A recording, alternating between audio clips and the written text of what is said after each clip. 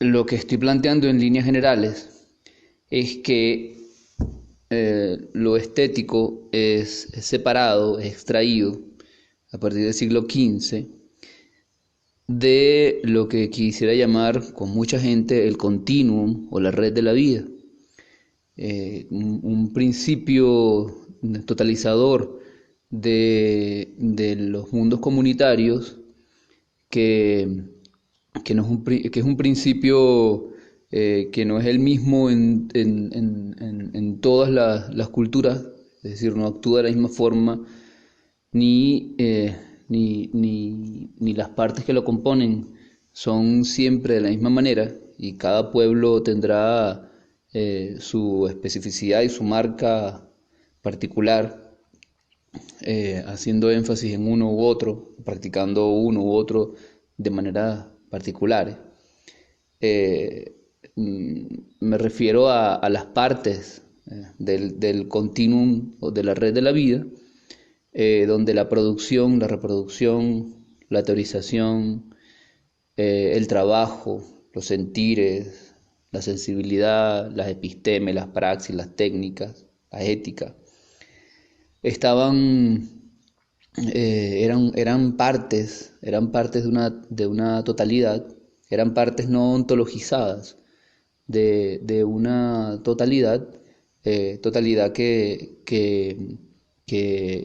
seguía y sigue en muchas culturas, muchas comunidades donde no ha acaecido completamente la modernidad, eh, el principio de la continuidad de la vida perdurable. El continuum, la red de la vida, sabemos que en muchas culturas se guía por ese principio, ¿no? De ser posible la vida perdurable a través de actos de trabajo, de producción y reproducción de la vida, que requieren pericia, que requieren artes, diríamos muy latinamente, ¿no? Y que se guían bajo principios de comunidad, bajo la lógica comunitarista. Lo que estoy planteando es que esos elementos del continuum son extraídos desde 1492 hasta el siglo XVIII. Hay un proceso de extracción, ahí la palabra extracción es clave porque es un proceso extractivista que nos marca hasta hoy día en el sistema mundo moderno colonial, y nosotros lo vivimos particularmente como país dedicado a que se le impuso el rol de la extracción de, de renta de la tierra en múltiples variantes, hasta llegar a los hidrocarburos, etcétera. Pero entonces lo que sucede entre 1492 y el siglo XVIII, o sea, entre el debate de Valladolid hasta la Revolución Romántica, que coincide con el surgimiento de la espiritualidad secular del capital, es esa extracción, separación, aislamiento de lo estético del continuum de la vida, de la red de la vida. Así como también se extrae y se aísla lo teórico, se extrae y se aísla lo ético, se extrae y se aísla lo tecnológico, lo técnico, también se extrae y se aísla lo estético. Y se generan los famosos campos de conocimiento, los campos de saberes aislados entre sí, tan criticados por la misma, aislamiento tan criticado también por los mismos autores de la modernidad de finales del siglo XIX, del siglo XX, pero que conduce el sabemos que no, que son autores que no revisan a fondo, aunque critican el proceso de extracción, no tienen en cuenta la racialización de ese aislamiento, el proceso de racialización y luego de sexualización también, que implica ese aislamiento a partir fundamentalmente del debate de Valladolid. Entonces yo creo que desde el debate de Valladolid, desde la pregunta que se hace la corona española de si la gente de la Via Yala tenían o no alma, a la Revolución Romántica, lo que se genera entonces es, voy a plantear que se genera un ego estético, es decir, se genera un campo estético que implica una configuración específica de un yo y un campo estético que se plantea como campo autónomo, que se va configurando como una nueva totalidad ontologizada, es decir, que se va configurando como si tuviese un en sí mismo, un sí mismo. De hecho, esto es lo que permite hacer este cursillo, de hecho, ¿no? Que podemos tratar la estética como si fuese un ser. Eso es lo que hace la ciencia de la estética, eso es lo que hace Kant, eso es lo que hace toda la filosofía, la estética como filosofía, o la filosofía de la estética, ¿no? Trata lo estético como si tuviese un ser. Eso yo estoy planteando que es producto de ese aislamiento y de esa extracción que ocurre a partir del siglo XV. Entonces queda lo estético aislado, que luego es tematizado. Lo estético es tematizado y teorizado como la parte limpia de la filosofía, o como ciencia de lo bello a partir de 1750, fundamentalmente. Y implica entonces su ontologización. Ahí la palabra, para mí es clave la palabra ontologización. Lo estético se trata ontológicamente, hay una ontología de lo estético. O sea, la estética, como ya dije, se asume como un en sí mismo, como si tuviese un ser, como si fuese un ser. Entonces hay un ensimismamiento de lo estético que marca profundamente nuestra visión de lo que esa palabra implica con la modernidad. Y lo que quisiera plantear aquí, y es central para mí, es que esa extracción, esa actitud extractivista, no es que ocurrió en el siglo XV y hasta el siglo XVIII y listo, ¿no? O no es que ocurrió en el siglo XV y luego fue tematizada y teorizada en el siglo XVIII y punto, ¿no? Sino que esa actitud extractivista está ocurriendo continuamente en nuestras vidas. Hay lo que llamamos cultura del eje Atlántico Norte, y sus formas de concreción en nuestra vida cotidiana están continuamente, están todo el tiempo intentando que esa extracción siga sucediendo y suceda una y otra vez. Porque no fue que el continuum de la red de la vida fue superado, fue acabado, fue eliminado y ya por el proceso de conquista y colonización, sino que sabemos que ese continuum de la vida persiste en nuestros cuerpos, en nuestras corporalidades de muchas formas. Y yo creo que de no ser así la vida humana no existiría, ¿no? Entonces, por eso el esfuerzo todo el tiempo de la industria cultural, todo el tiempo de las industrias culturales, de las industrias de producción de sentido, de las industrias de producción de alimentos, de la industria farmacéutica, de la industria clínica, de la industria del entretenimiento, de la industria del arte, de todas las industrias del eje Atlántico Norte, están todo el tiempo buscando extraer y en efecto extraen. Logran hacerlo, pero con limitaciones. Logran hacerlo, extraer entonces lo estético del continuum de la vida, ontologizar una y otra vez lo estético, ¿no? Esto, lo que históricamente me parece que hace posible es que se genere un sentimentalismo egocéntrico, individualizado como ser y como fundamento del ser. Es decir, el ser individualizado, o sea, el individuo como ser, que es lo propio de la modernidad, se hace sentimentalista y se hace egocéntrico. El sentimentalismo se constituye en una de sus formas fundamentales de culto y de posibilidades de existencia, ¿no?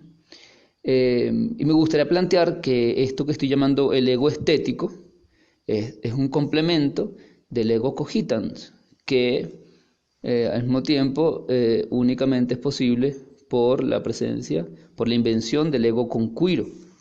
Estoy ahí historizando con Enrique Dussel,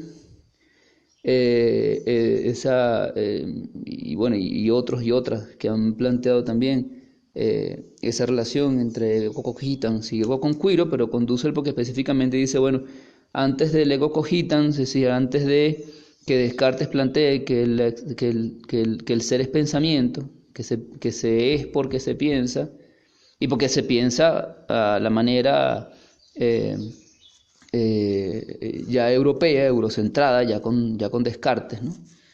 Se piensa desde los propios referentes del pensamiento y no desde el cuerpo, por ejemplo.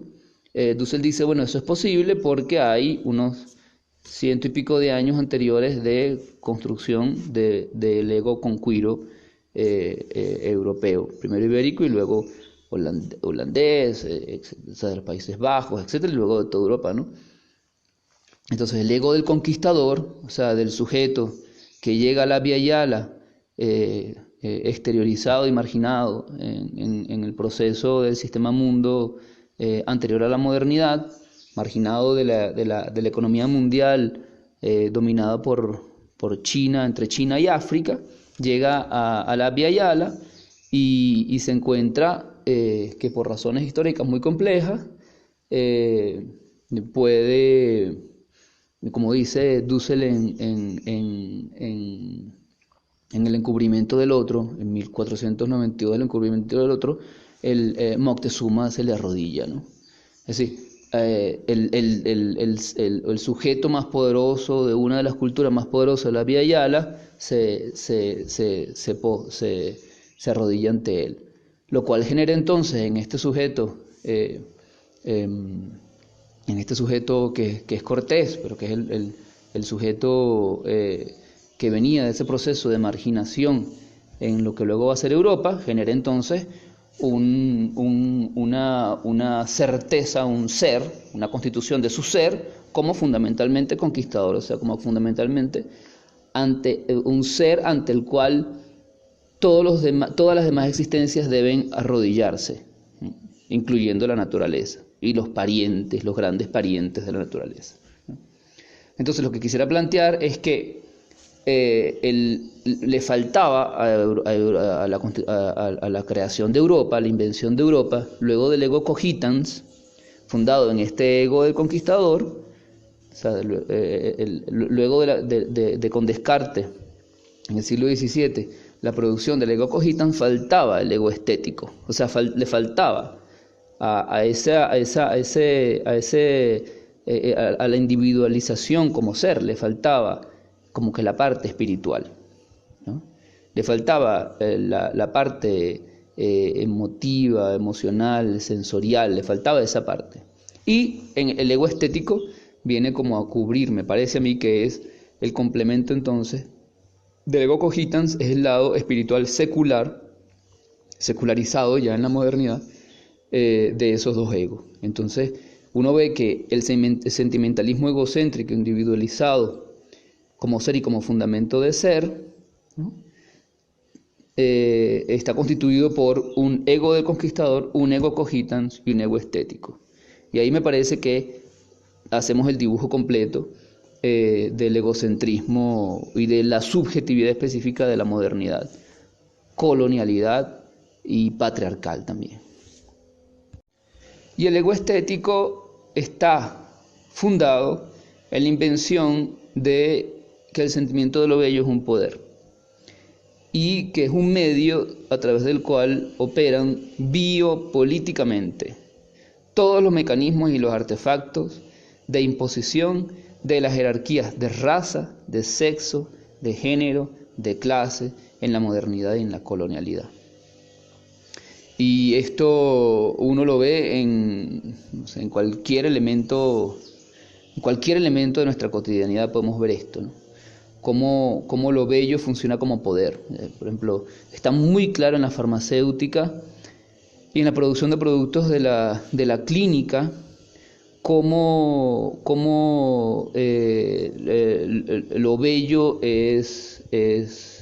opera como herramienta política. Y también vemos cómo, por ejemplo, en la construcción de las imágenes de las mujeres en la industria cultural, como ahí lo bello también, lo bello del ego conquiro y del ego cogitans, estoy hablando de esa belleza, ¿no? Es decir, de la belleza egocentrada e individualizada, del sentimentalismo egocéntrico o del ego sentimentalista, del ego estético, ¿no? Cómo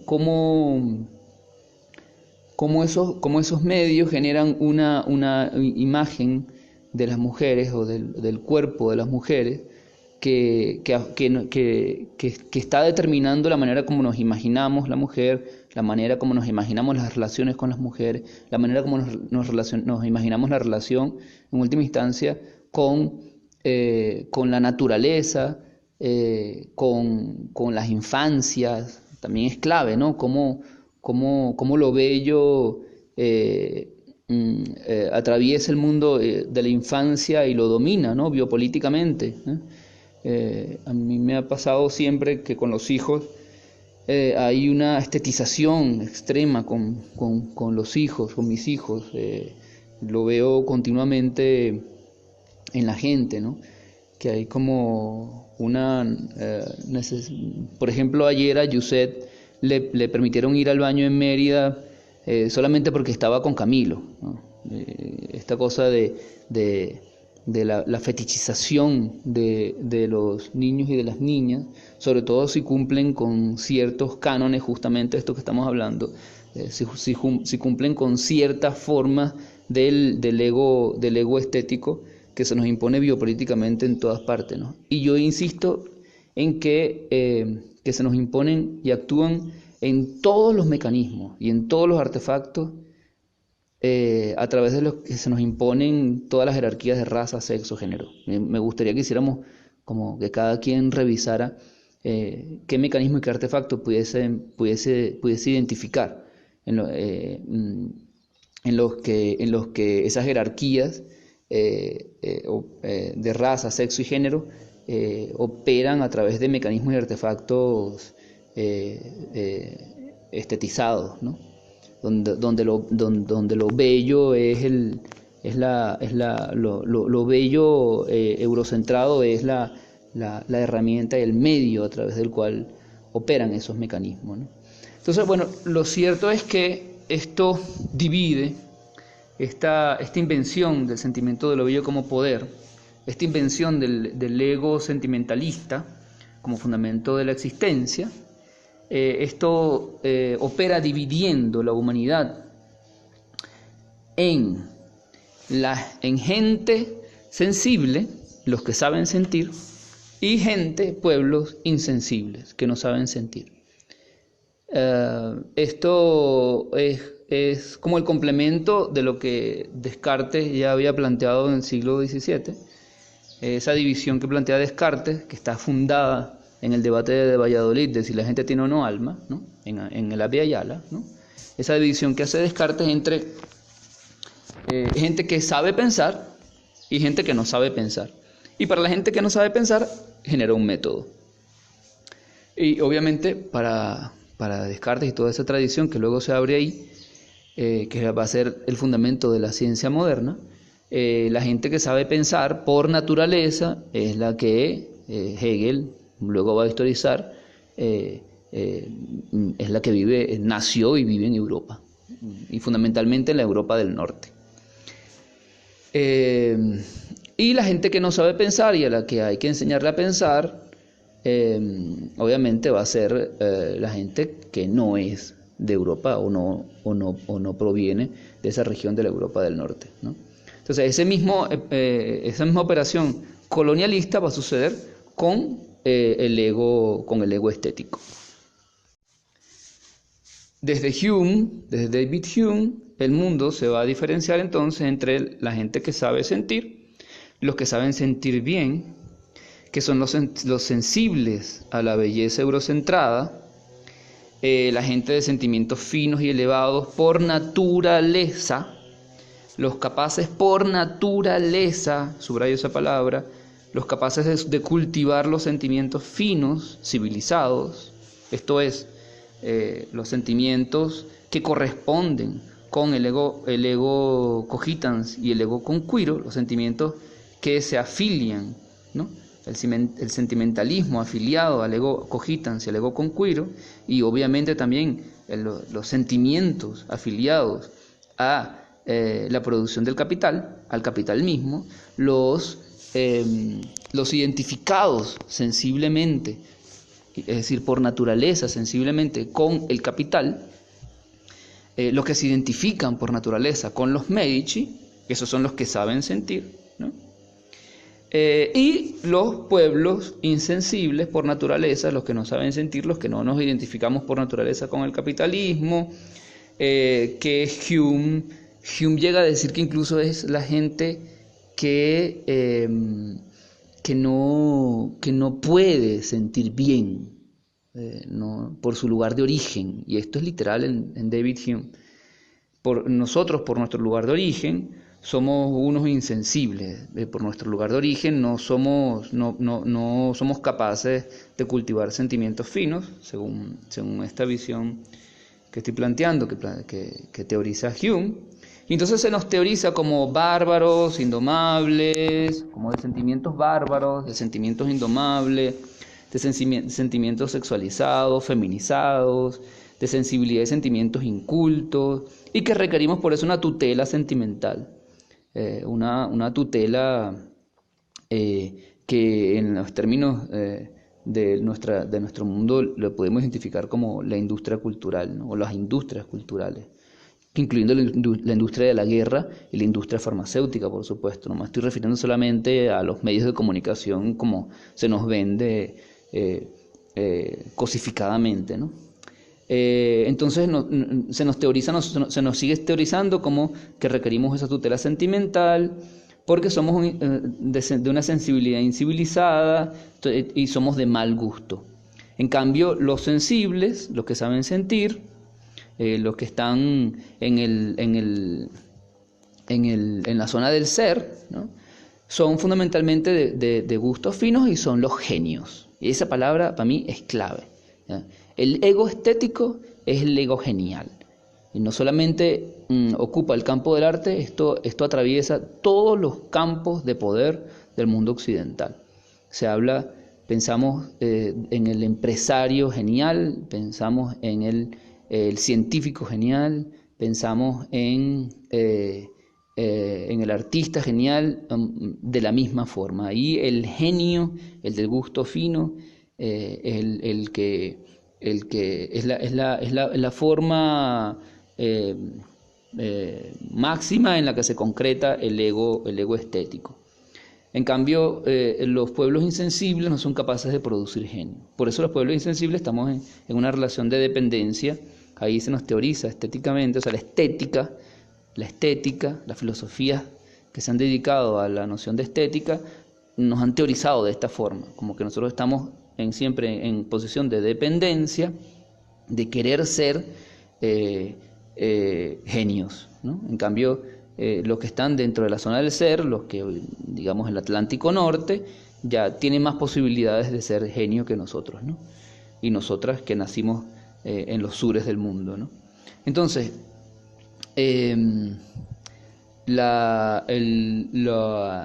esta parte de la humanidad sensible, que es la parte de la humanidad que produce genio, y si se han producido genios en otras, en América o en África o en India, siempre ha sido gracias a, fíjense que siempre se teoriza así, siempre ha sido gracias a la sensibilidad del mundo del Atlántico Norte, ¿no? Entonces, esta parte de la humanidad, los sensibles, como ya dije, los que sienten bien, etcétera, ¿no? Ese saber sentir bien es lo que quisiera plantear, es que es el contenido de la subjetividad moderna, con variaciones biopolíticas en sus diversas etapas de la economía de castas o en la economía de los sentimientos, en lo que José Luis Brea llama el capitalismo afectivo, ¿no? Desde el posfordismo, fundamentalmente, o sea, desde el siglo XX, de finales del siglo XIX, inicio del siglo XX, el sentimentalismo egocéntrico, sexualizado, feminizado, racializado, se convierte entonces en la fuente de reproducción de capital ya completamente. Si bien este es un proceso que arranca del siglo XV, ya en el siglo, a caballo, en el siglo XIX y siglo XX, se transforma el sentimentalismo egocentrado del ego sentimentalista o del ego estético, se transforma ya completamente en una forma de reproducción del capital, asociado al bienestar, al bien, a la salud, a la riqueza, a la higiene, a la verdad, al suprematismo blanco, al supremacismo blanco, a la idea del patrón, etc. En cambio, en esta división dicotómica que hace la modernidad, que siempre opera dicotómicamente, los que estamos en la exterioridad, los pueblos insensibles, esa insensibilidad, esa sensibilidad incivilizada o nuestro mal gusto por naturaleza, nuestra incapacidad de gustar bien, como diría Hume, por naturaleza, es el contenido de nuestras subjetividades subalternizadas, subdesarrolladas, inferiorizadas, subjetividades que siempre están dependiendo del ego estético, que siempre aspiran a ser, según toda esta teorización eurocentrada, que aspiran a ser ego estético, pero que nunca lo logran del todo y por eso siempre estamos en situación de ontificación. Y todo esto asociado a esta subjetividad subalternizada de pueblos insensibles por naturaleza, de pueblos menos estéticos. Es como si no llegáramos a ser estéticos del todo. Son subjetividades asociadas a la pobreza, al mal, a lo enfermo. Somos pueblos, al pueblo campesino, al pueblo indígena, a los pueblos afrodescendientes. Entonces siempre está asociado al siervo, al esclavo, al obrero, a la mujer, a la naturaleza, a lo discapacitado, etcétera, ¿no? ¿Qué sería lo feo, ¿no? El mundo no bello, ni siquiera lo feo. Es el mundo que ni siquiera puede aspirar a la fealdad, porque no tiene como posibilidad de aspirar a la belleza, ¿eh? Dentro de esa tematización nosotros estaríamos siempre como intentando aspirar a la belleza, pero ni siquiera podemos hacerlo porque nuestras condiciones de origen no lo permiten, o sea, ni siquiera seríamos feos, no entraríamos en cánones estéticos. Estamos en una situación abismal, como diría Sousa Santos, somos estéticamente abismales. La ontologización del estético deriva en que la realidad se nos aparece mediada estéticamente. Es decir, la realidad se nos aparece determinada por mediaciones estéticas que siempre se nos imponen o se nos plantan ante la realidad. En esa relación entre nosotros y la realidad, o nosotros como constituyentes de la realidad, se nos atraviesan mediaciones estéticas, que son formas de ontificar estéticamente la realidad. Y esto no sucede solamente cuando consumimos eh, televisión o entretenimiento o consumimos harinas industriales y consumimos leche y consumimos café y consumimos los productos entre comillas de alimentación o los productos de la comida que se le impone a la subjetividad moderna y colonial, sobre todo en su forma más industrializada. Esto no sucede solamente eso, sino que sucede en nosotros, está en nosotros, en nosotras. Aquí pienso en una idea de Zizek, de Slavoj Zizek, que me ayuda, que es esta idea de que la ideología no son unos lentes que nos ponen, como la izquierda clásicamente ha teorizado, que la ideología es como, bueno, lo que me viene de afuera y se me impone en los ojos, sino que la ideología es lo que yo tengo en mis ojos, o sea, mis ojos están ideologizados. Pienso mucho en la idea que plantea Leonardo da Vinci, en el Tratado de la Pintura, o la suposición del Tratado de la Pintura, de que del ojo sale una retícula. Sí, de que el ojo funciona matemáticamente, no está matematizado, ¿no? Eso obviamente es una invención de la modernidad, pero que no es que está operando, no es que se nos impone desde afuera, sino que está operando en nuestra propia sensibilidad. Nuestra sensibilidad está afectada desde antes de nacer por todos esos condicionamientos que son biopolíticos, somatopoyéticos. O sea, que hay una producción constante de cuerpo en la modernidad, ¿no? Eh, por ejemplo, ahí pensaba en la poseta, por ejemplo, para poner un ejemplo así clásico. La poseta es una extensión de nuestro cuerpo que usamos a diario y que nos subjetiva estéticamente. ¿Eh? Y la estética y la idea del baño, y toda la configuración de los baños, es el lugar donde exponemos nuestras intimidades, eh, eh, menos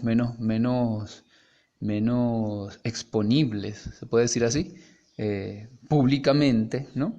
Por imposiciones también, obviamente, de la modernidad. La configuración del baño es el mejor ejemplo de cómo operan, de una mediación estética de la realidad, ¿no? Es decir, imagínense que otras culturas tenían una cosa así como una poseta, es decir, un elemento una tecnología que permite que nuestras heces y nuestra orina desaparezcan de pronto así de la nada, ¿no? Y que nos dejen en situación profiláctica, nos dejen en situación estética, ¿no?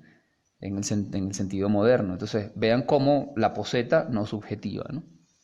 La poseta es el mejor ejemplo, o un ejemplo ahora muy claro que se me ocurre de estas mediaciones estéticas, ¿no? Cómo afectan en lo tecnológico. Entonces, esas mediaciones que están planteadas entre nosotros y la realidad, si cuando nos vemos en el espejo lo que vemos es una mediación estética, no nos vemos a nosotros estando, si nos vemos siendo bellos o no bellos, eh, eh, nos vemos siendo eh, eh, padres o madres o profesionales, o nos vemos siendo. O sea, el espejo nos ontologiza, lo que no el espejo, sino la mediación de la modernidad, de los aparatos de la modernidad de producción de subjetividad, se nos ponen entre nosotros y el espejo.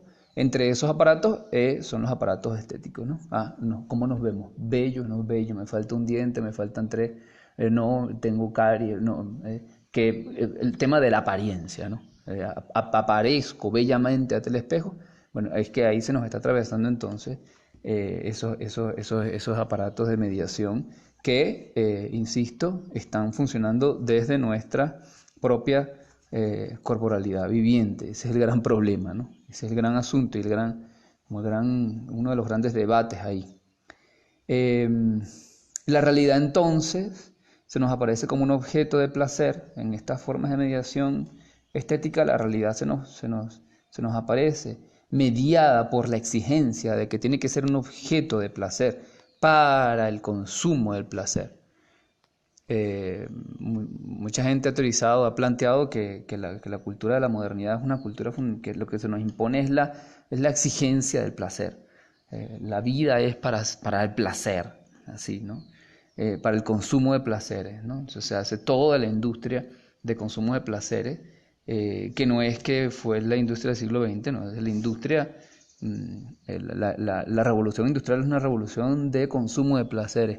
Ahí el café y el azúcar tienen un papel fundamental. Hay un texto la tesis de Albán sobre esto, ¿no?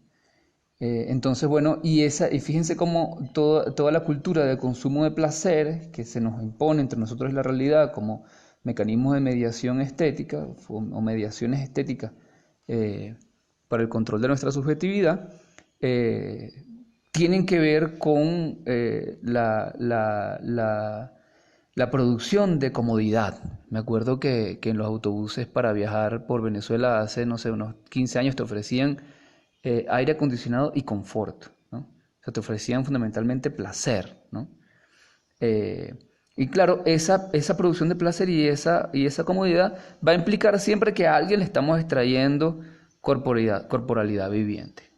A alguien y no a una persona, o sea, a un grupo de gente, a pueblos enteros, le estamos extrayendo corporalidad viviente. O sea, estamos racializando y esclavizando a alguien gracias a que nosotros estamos todo el tiempo en la disposición de ser grandes consumidores de placeres y en la disposición de que entre nosotros y la realidad, entre nuestras existencias, nuestra corporalidad viviente y las realidades, medien determinaciones estéticas o,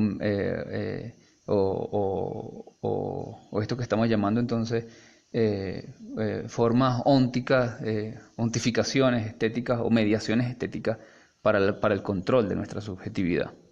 Estas mediaciones afectan o tienen forma de, afectan lo ético o tienen forma de valores éticos o de nociones de ética,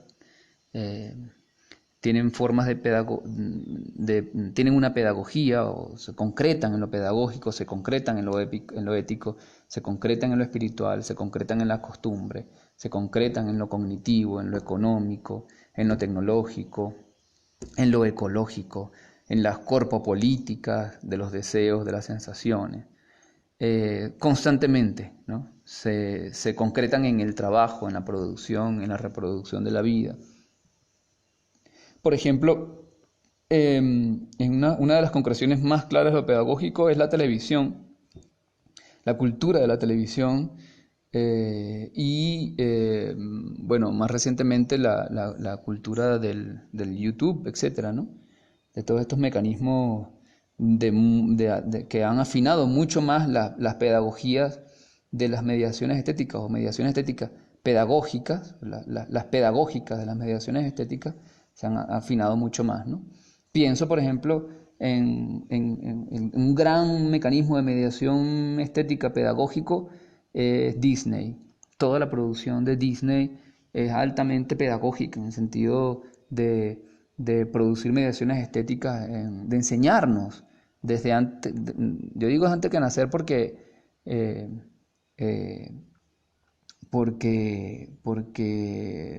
socialmente un embarazo, es una mujer embarazada, socialmente se le empieza a generar a esa criatura en formación ya elementos sexualizados, racializados y estetizados desde antes de nacer, desde el ecosonograma. El ecosonograma ya es un elemento de mediación estética entre la vida y real y uno, pues, o una, ¿no? Recuerdo que nosotros cuando Camilo estaba embarazada Yusé estaba embarazada de Camilo, había la posibilidad de que Cami tuviese alguna condición específica de diversidad cognitiva. No estaba muy claro, entonces nos pidieron, la clínica nos pidió que hiciéramos un examen, una prueba, un ecosonograma de estos 4D. Y nosotros siempre recordamos cómo la pasamos muy mal porque la persona que hizo el ecosonograma, el especialista, era ella y un grupo de mujeres que estaban ahí, profesionales, eran fajadas viendo lo bello que se veía Camilo en el ecosonograma y no nos decían lo que queríamos saber, cómo estaba su corazón, etcétera, ¿no? Entonces, bueno, por eso hablo de incluso de ese momento.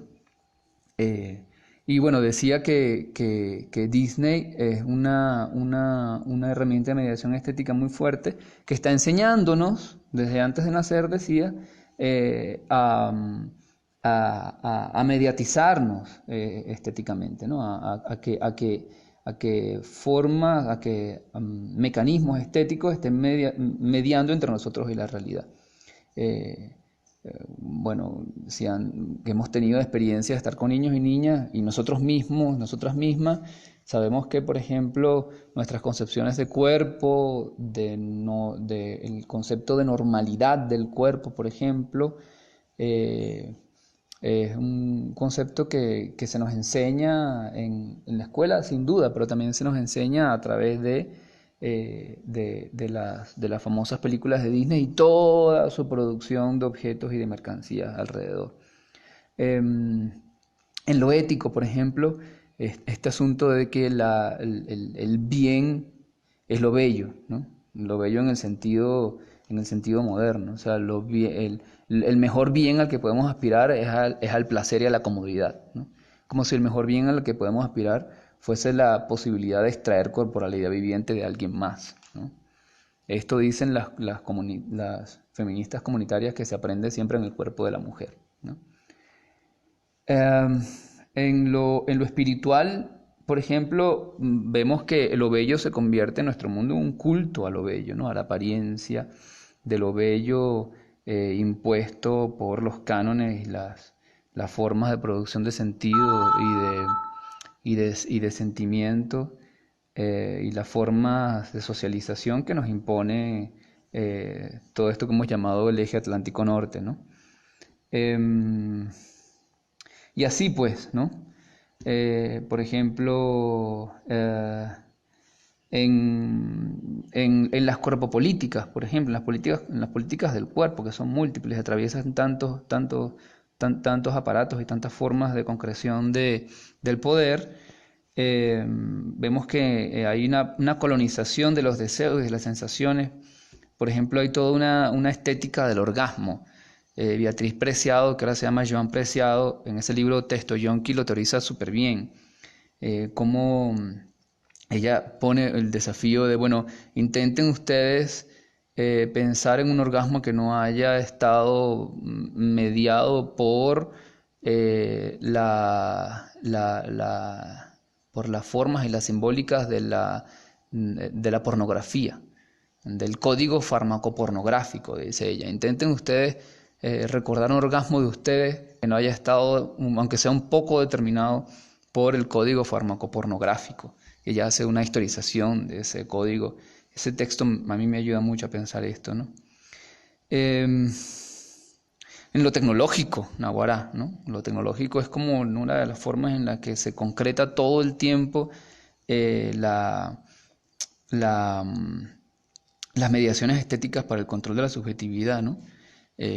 Insisto en este aparato que en este momento estoy acariciando para poder ver cuánto tiempo llevo. Lo estoy acariciando, una caricia, ¿no? Esta idea de acariciar un teléfono, ¿no? La pantalla de un teléfono es una cosa loca si uno lo ve así como... Porque estoy acariciando la pantalla de un teléfono y no sé, ¿no? Me parece que esta cosa de la caricia de la pantalla del teléfono es como el clímax de la sexualidad, del mundo contemporáneo, es como el clímax del sentimentalismo individualista, egocéntrico, ¿no? Es como que ya no es suficiente con que la masturbación y el acariciarme a mí mismo sea como el fin de la sexualidad. Esto lo plantea también Beatriz Preciado, sino que ahora puedo acariciar esta extensión de mí mismo y de mi voz y de mi mente y de mi cuerpo, que es la pantalla de un teléfono. De verdad que es raro. Somos un pueblo extraño, como dice Kumaraguami. Somos una cultura rara. Y por último, bueno, está cómo esas mediaciones estéticas afectan o se concretan en el trabajo, en las técnicas, en las artes. Viste que aquí estoy entendiendo artes en un sentido amplio, o sea, no en un sentido como la modernidad las comprende, sino en un sentido, como el sentido de trabajo, de producción y reproducción de la vida. Inés estaba recordando el concepto de poiesis de los griegos que retomaba Dussel, ¿no? Esa idea, mm, que me parece clave, ¿no? Poiesis en el sentido de hacer invisible lo invisible a través de técnicas, a través de artes, a través de tecné. Por eso es que para los griegos eso no está separado. O sea, poiesis, tecné y ergón son partes del mismo proceso, ¿no? Se hace pasar lo invisible a lo visible, o sea, se hace poiesis a través de tecné, a través de técnicas específicas, ¿no? Y eso implica ergón, o sea, hay esfuerzo, ¿ah? O sea, hay una corporalidad viviente que está acaeciendo, ¿no? O sea, hay trabajo, ¿no?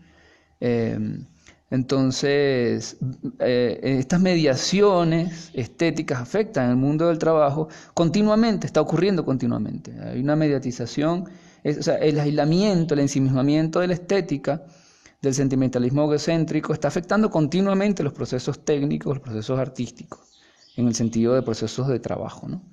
Y esto divide y identifica el trabajo en dos. Otra vez, dicotómico, la modernidad siempre es dicotómica, por eso es como fácil de ver también. Divide el trabajo Así como hicimos la división anterior entre los sensibles y los insensibles, ¿no? Divididos por una línea abismal, ¿no? Otra vez ese concepto de Sousa Santos, o sea, los sensibles en la zona del ser, los insensibles en la zona del no ser, para utilizar el concepto de Fanon. Aquí también, ¿no? El trabajo se divide en dos, ¿no? Un trabajo mecánico, manual, de artes menores, de la gente sin alma, aquella del debate de Valladolid, ¿te acuerdas? ¿No? De si teníamos unos almas, bueno, nosotros somos los que no tenemos alma. Entre paréntesis, Aura Cum es maravillosa diciendo, y tampoco queremos tener alma, y cierro paréntesis. Entonces somos los que aspiramos al ser, ¿no?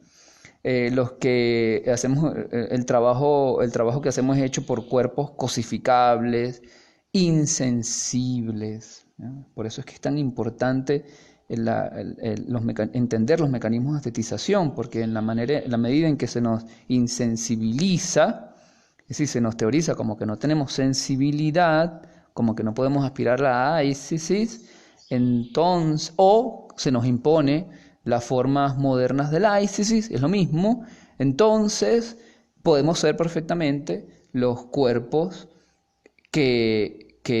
a quienes se les extrae la vida, a quienes se nos extrae, los cuerpos de los sures del mundo, a quienes se nos extrae nuestra corporalidad viviente para hacer posible la máquina de producción de consumo de placer y de producción y consumo de placeres afrodisíacos del eje Atlántico Norte, y quienes en los sures del mundo tienen acceso también a ese consumo, ¿no? Entonces se nos sigue cosificando así, ¿no? Somos los insensibles porque no tenemos alma, los que estamos al servicio de la belleza, ¿no? Al servicio del ego estético. El trabajo mecánico está al servicio del ego estético, así se conceptualiza. El trabajo manual está al servicio del ego estético, está al servicio de la belleza, no puede aspirar por sí mismo a la belleza, y por ende siempre está inferiorizado, y esto permite, por supuesto, que se nos conceptualice como mano de obra barata, esclavizada, y se nos sexualice, se nos racialice, se nos sexualice hacia una feminización cosificada eh,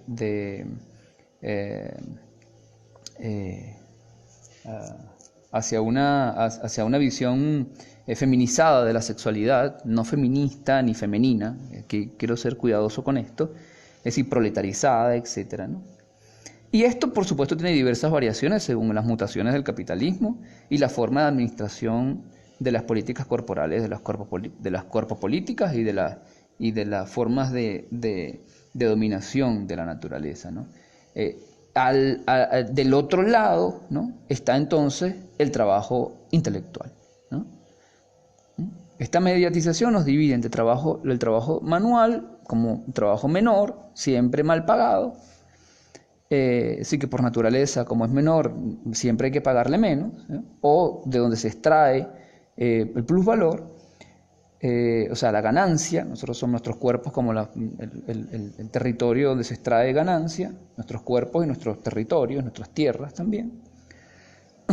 Y por el otro lado, el trabajo intelectual, el trabajo con alma, el trabajo con ser, el trabajo que es el paradigma del ser, que tiene su clímax en el trabajo del genio artístico, me parece a mí. Si lo comparo con los demás campos, el pedagógico, el económico, etc., al parecer el paradigma de este modelo de trabajo intelectual pareciera ser el genio artístico, que es como la forma idealista o ideal, la forma utópica en la que busca concretarse el concepto de trabajo intelectual diferenciado del trabajo manual, que hace posible la división de clase, ¿no? Y no solamente de clase, ya vimos, sino la división de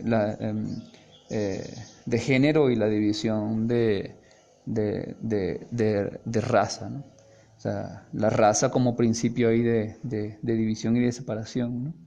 Entonces este trabajo intelectual es el trabajo de los sentimentales, o sea, de la gente que puede sentir, ¿no?